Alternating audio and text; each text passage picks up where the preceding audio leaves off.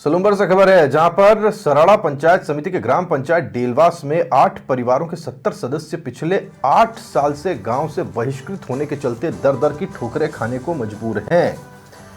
पीड़ितों के कई जतन करने के बावजूद आज तक किसी ने इनकी गुहार नहीं सुनी। ऐसे में इस बार सभी लोगों ने जिला कलेक्टर के पास न्याय की गुहार लगाई। 8 साल पहले असल में हुआ क्या था कि एक युवक की कुएं में डूबने से मौत हो गई थी, जिसके बाद मृतक के परिजनों ने गणेश नाम के युवक पर हत्या की आशंका को लेकर मामला दर्ज करवाया था। इसके बाद से ही मामला कोर्ट में विचाराधीन है, लेकिन गांव के लोगों ने गणेश और उसके भाई परिवार के 8 परिवारों को गांव में घुसने नहीं दिया। पीड़ितों का कहना है कि गांव में इनके घरों को लूट लिया गया और लोकतंत्र के सबसे बड़े महापर्व यानी कि चुनाव में उन्हें वोट तक नहीं डालने दिया गया। ऐसे में सभी पीड़ितों ने कलेक्टर से राहत की गुहार लगाई है।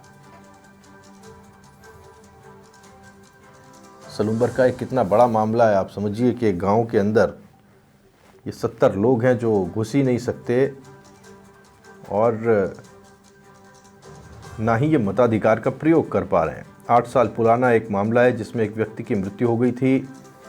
वो हत्या का आरोप लगा और हत्या का आरोप जिन व्यक्तियों पर लगा उनके खिलाफ कानून अपनी कार्रवाई करेगा, लेकिन इन महिलाओं बच्चों का इसमें क्या, जिसका कि विरोध ऐसा किया गया कि इनको गांव से बेदखल कर दिया गया।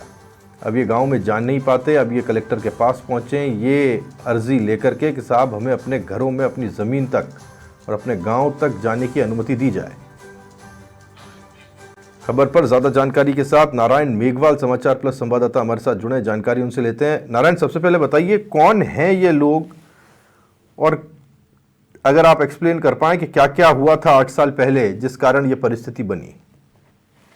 जी देखिए, 8 साल पहले जो सलूम्बर जिले के सराड़ा पंचायत समिति के डेलवास जो ग्राम पंचायत है, यहाँ पर एक युवक जो जिस दिन घटनाक्रम हुआ था उसके 4 दिन पहले से लापता था। उसका शव कुएं के अंदर मिला था। उसके बाद में जो मृतक था उसके मृतक के परिजनों ने जो गणेश नाम का एक व्यक्ति है उसके ऊपर हत्या का आरोप जड़ दिया और कहा कि इसकी मिलीभगत से इसकी हत्या की गई है।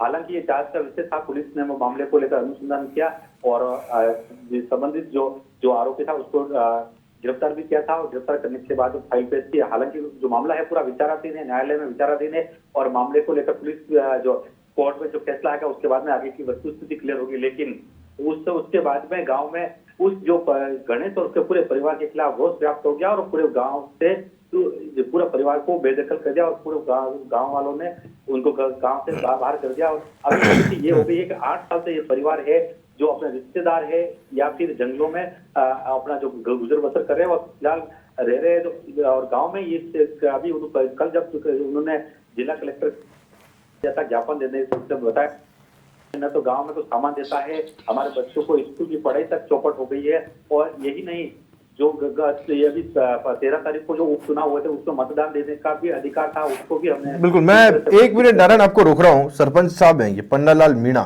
वो हमारे साथ जुड़ गए हैं, उनसे बात करने की कोशिश करते हैं। पन्नालाल जी, बहुत स्वागत है आपका समाचार प्लस में साहब। अब ये 70 लोग हैं, ये एक ही परिवार के, ये गांव से बेदखल हैं। नहीं, ये आपका इलाका है, ये आपके अधिकार क्षेत्र में आता है ये, और ऐसा सब कुछ हो रहा है और हम कोई कदम क्यों नहीं उठा रहे और क्या वजह है कि इनको वापस गांव में घुसने नहीं दिया जा रहा? आपको पता है क्या इस मामले के बारे में? सर, ये मामला जो 2018 का है, तो इसमें मुझे पूरी जानकारी नहीं है। ये जानकारी है मेरे पास। आपके पास ये जानकारी है कि आपके पास जानकारी नहीं है, तो मैं आपको जानकारी देता हूँ। ये क्या है साहब कि एक 70 लोगों का परिवार है। अब मेरे लिए बड़ी आश्चर्य की बात है पन्नालाल जी भाई साहब, इसलिए कि यह आपके गांव का मामला है और बावजूद इसके आपको पता नहीं।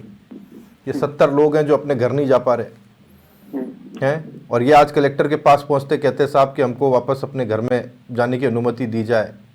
और इतना बड़ा जनसमूह है 70 लोगों का, जिसमें बच्चे, बूढ़े, जवान सब लोग हैं, और बावजूद इसके पन्नालाल जी मीणा कह रहे हैं कि मुझे पता ही नहीं है। कैसा संभव है पन्नालाल जी ये कि डेलवास में पत्ता मिलता है, पन्नालाल जी को पता होता है? नहीं होता है? होता है ना पन्नालाल जी? नहीं, वो बात सही है, आप तो कह रहे हो, सही है। मैं इसको एक बार जानकारी लेके फिर बताता हूँ।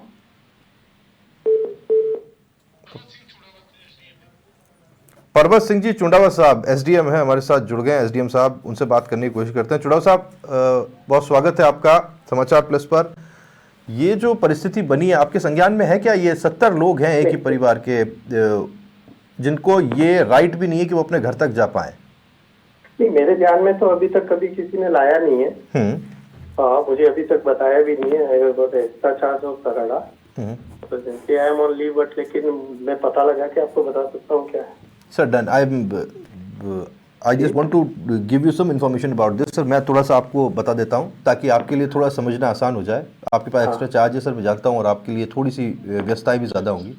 है क्या सर ये कि ये 70 लोगों का एक परिवार है। आज से 8 साल पहले कोई एक मामला हुआ और उस मामले को लेकर के इनको गांव से बाहर निकाल दिया गया। कोई मृत्यु का मामला था और उसमें कोई एक आरोपी बनाया गया था। अब वो मृत्यु थी, हत्या थी, ये सारी चीज़ सब जुडियस है, अभी चल रहा है मामला। पर गांव के कुछ दबंगों ने इनको गांव से बाहर कर दिया। और सबसे बड़ी बात ये सर, जो सबसे ज़्यादा कंसर्न का विषय है, कि इन लोगों को वोट देने तक की इजाज़त नहीं, इनको वोट तक नहीं देने दिया गया। और इनका आरोप ये है कि साहब इनके पीछे जो घर ये छोड़ करके गांव से निकले थे वो उनको लूट लिया गया। तो ये अपने आप में मानवाधिकार का बहुत बड़ा विषय बन जाता है sir, if you can look into it. But they had not reported us ना अर्लियर के। अभी इलेक्शन हुआ है, लेकिन हमारे ये संज्ञान में नहीं लाया कि हमें कोई वोट नहीं देने दे रहा है, क्योंकि हमारी बीएलओ वहाँ रहते हैं, हमारे सेक्टर मजिस्ट्रेट रहते हैं। जस्ट हमने अभी उपचुनाव कराए, लेकिन किसी ने ऐसा नहीं बताया कि हमें कोई वोट देने से रोक रहा है। अदरवाइज 100% हम लोग इंटरफेयर करते हैं। तो अभी हमें just we have to inquire into it. ठीक है सर, ये जस्ट आप बता रहे हैं, presently I am on leave, but I will take action accordingly. हम लोग अभी जांच कर लेंगे इसमें सर।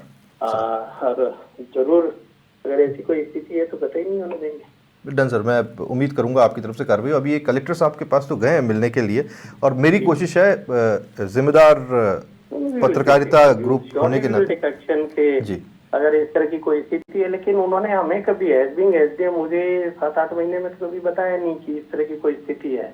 लेकिन क्योंकि अब ध्यान में आया है तो हम पूरा डिटेल में उसमें जाएंगे कि वाकई ऐसी स्थिति है तो बहुत गलत है। ठीक है, हम एक्शन लेंगे, है ना। Thank you sir, thank you Chundawat साहब हमसे बात करने के लिए। परबत सिंह जी चुंडावत ये एसडीएम है और अतिरिक्त कार्यभार भी इनके पास है। उनका कहना यह है कि अभी तक उनको ये चीज़ उनके संज्ञान में ही नहीं आई, क्योंकि जब इलेक्शंस हुए, अभी बाई इलेक्शंस हुए थे, तब भी उनके पास इस तरह की कोई शिकायत नहीं आई। और अगर ऐसी कोई गंभीर शिकायत आती कि उनको वोट के अधिकार से महरूम किया जा रहा है, तो फिर इसके ऊपर सख्त कार्रवाई की जाती और उनको किसी भी तरीके से वोट देने का अधिकार दिलाया जाता। ये कोई नहीं कर सकता है किसी को वोट देने के अधिकार से वंचित किया जा सके। मेरे साथ लगातार नारायण जुड़े हुए। नारायण देखिए, सबसे बड़ी, अगर आप तक आवाज़ आ रही हो, नारायण सुन पा रहे क्या? चल, लगता है नारायण संपर्क कटा है, उनके पास जाने की कोशिश करेंगे। लेकिन सबसे बड़ी बात यह कि इतना सब कुछ घट रहा है और किसी को पता नहीं है। 8 साल पुराना मामला है और अभी तक ना एसडीएम साहब के पास तक कोई शिकायत पहुंची है फॉर्मली।